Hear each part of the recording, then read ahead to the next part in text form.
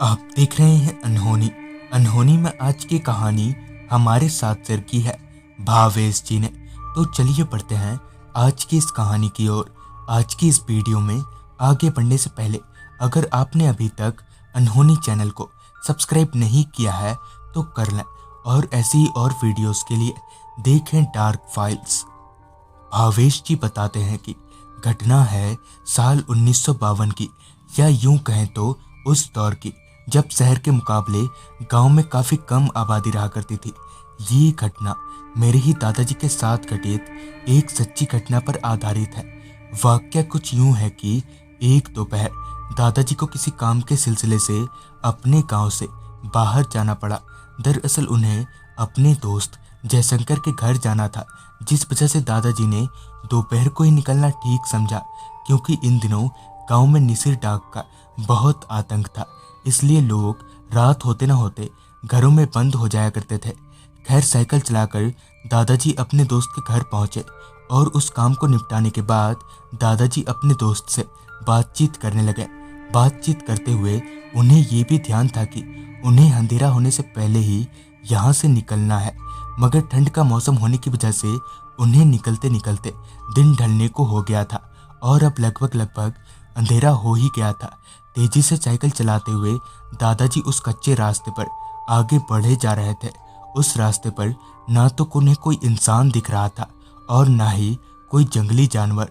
दूर दूर तक सफ़ेद कोहरे के चादर से वो रास्ता लिपटा हुआ था। साइकिल चलाते हुए दादाजी अभी एक जंगल से घिरे रास्ते पर दाखिल हुए ही थे कि साइकिल पर से उनका बैलेंस बिगड़ने लगा, मगर जैसे तैसे दादाजी ने खुद को और साइकिल को गिरने से बचा लिया। फिर जब उन्होंने सामने चक्के की तरफ देखा तो पाया कि उनका अगला चक्का पंचर हो चुका है। दादाजी उस पंचर चक्के को देखकर अभी परेशान हो ही रहे थे कि तभी उनके कानों में एक आवाज़ आई। ध्यान से सुनने पर पता चला कि वो आवाज़ किसी के पायल की है। आवाज़ सुनते ही दादाजी ने एक दफ़ा अपनी निगाहें चारों तरफ घुमाई, मगर वहाँ उनके अलावा दूसरा और कोई दिख नहीं रहा था। कुछ देर में ही दादाजी समझ गए कि हो ना हो जरूर दाल में कुछ काला है। लिहाजा दादाजी ने साइकिल को धक्का देते हुए सर पर दौड़ लगा दी और भागकर घर पहुंचे। घर पहुंचते ही उन्होंने साइकिल को बाहर फेंक दिया और भागकर घर के भीतर चले गए और झट से घर का दरवाज़ा बंद कर दिया। दादाजी को इस तरह घबराता देख दादी जी ने पूछा कि क्या बात है, जिस पर दादाजी ने उन्हें पूरी बात बता दी।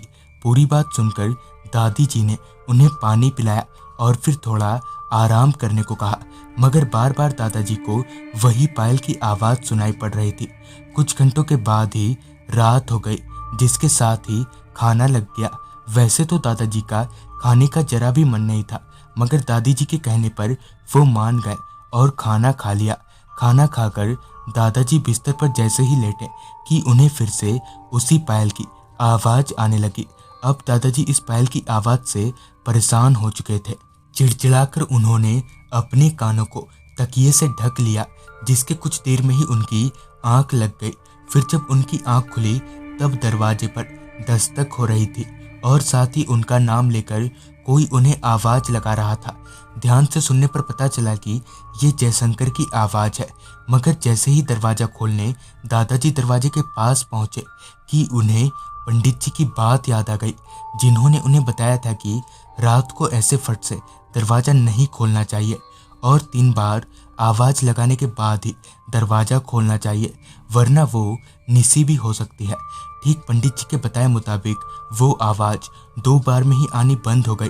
डरकर दादाजी बिस्तर पर जाकर लेट गए। अगली सुबह हाथ मुंह धोकर दादाजी सीधे जयशंकर के घर पहुंचे और उसे पूरी बात बताई, जिस पर जयशंकर ने कहा, नहीं तो मैं तो नहीं आया था कल रात तेरे घर। तो दोस्तों, ये थी भावेश जी की भेजी गई कहानी। अगर आपके पास भी ऐसी कोई कहानियां हैं तो हमारे साथ जरूर शेयर करें।